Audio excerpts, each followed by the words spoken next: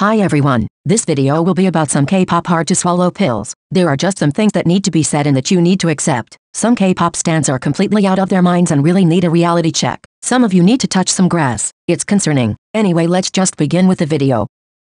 Once is overhyped. Chaeyoung is an all-rounder. Twice is Chaeyoung is surely an all-rounder, but once is overhyped her too much. Don't get me wrong, she's the most all-rounded member in Twice. Her rapping, singing and dancing are all good and she deserves to be praised. However, onces are making it sound as if she was the best all-rounded idol K-pop has ever had. When I first got into K-pop years ago, I wasn't familiar with that many groups straight away, but I was familiar with Twice, and onces were always talking about Chaeyoung as if her abilities were out of this world. And when I got to know more groups and more idols, I figured that Chaeyoung isn't really one outstanding all-rounder as onces are making her out to be. I repeat, she's pretty good at what she does. I'm not saying Chaeyoung isn't an all-rounder because she really is. It's just that I think onces overhype her a bit too much sometimes.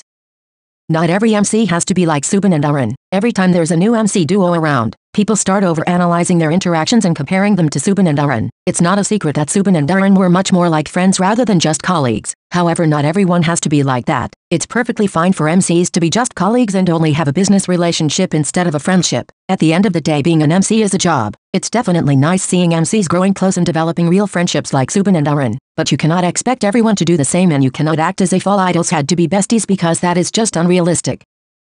What happens in survival shows is basically the same that happens in every company. Every time a company has to form a group, the process to form the group is very similar to what goes on in survival shows. The only exception is evil editing, which is used in survival shows to make things even more dramatic and to make the public dislike certain contestants compared to others. Besides evil editing, everything else happens behind the scenes of every company as well. It's just that you don't see it. Members suddenly being taken out of the final group, other members being added to the lineup last minute, constant evaluations and trainees being put to the test every week are all things that happen in every single company, especially in the bigger ones where the competition is higher. Many people always speak badly about survival shows and say they're terrible because they cause so much trauma to the contestants and things like that, but do you think that things would be different if they normally debuted under a company instead of participating in a survival show? They will be equally under pressure, always having to challenge the other trainees to prove they deserve to be chosen for the lineup. It's just that we don't see any of it. But let's think about the survival shows that were organized by companies like Starship and JYP to showcase the process of forming groups like Monster X and Twice, for example. These shows made viewers aware of what happens behind the scenes of a normal company, and it's not much different from other survival shows. Like I said, the only major difference is evil editing, nothing else. So before saying survival shows are terrible, people should really consider what companies make their trainees go through when forming a group, because there really isn't that much of a difference.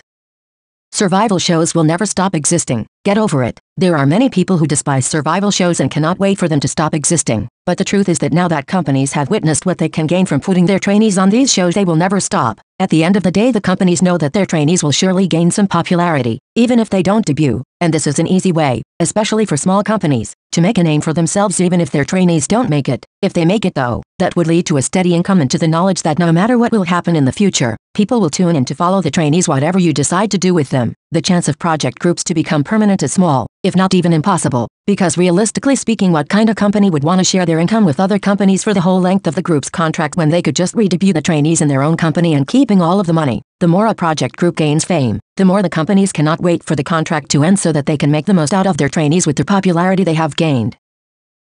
You claim you want to protect minors, but you're the first one to attack them. Many people speak about their concerns regarding young idols debuting, saying how the industry is a difficult place to be in and you don't want to see them struggling with hate. But then you're the first one to hate on them by literally wanting to boycott them and their group. I will never forget all the shit you said about Esau from IVE when it was announced she would debut at the age of 14. She said she saw people's opinions after her profile was revealed and it made her wonder if people would have liked her, meaning she must have seen some of the shit you were saying. Like, I get it. Your concerns are valid. Wanting to protect minors is valid. But literally bullying a kid into not debuting is not the solution. Some of you need basic human decency, and the fact that you hide behind the excuse that you're just trying to protect minors is ridiculous. There are better ways to express your concerns and opinions.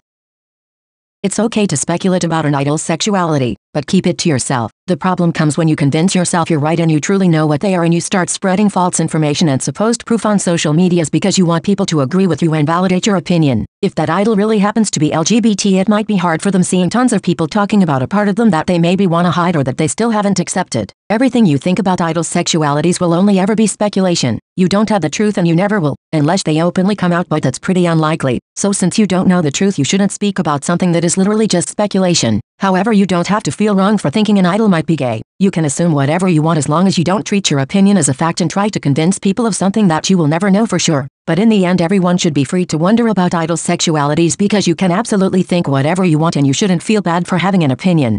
Some of you speak way too soon. You have to let groups at least fucking debut before speaking. How can you say things like, oh, this new group debuting means the company will neglect the senior groups? Like how can you say that when the group hasn't even debuted? Or let's say a group just debuted and they have one song out. How can you say this group's discography is going to be shit? Or, none of these members can dance, when they only have one choreo so far? What do you think a debut can show in terms of abilities? Obviously you will not be able to tell much from just one song. You have to give the groups time to at least have a comeback before saying shit, let alone speaking about groups who haven't debuted yet.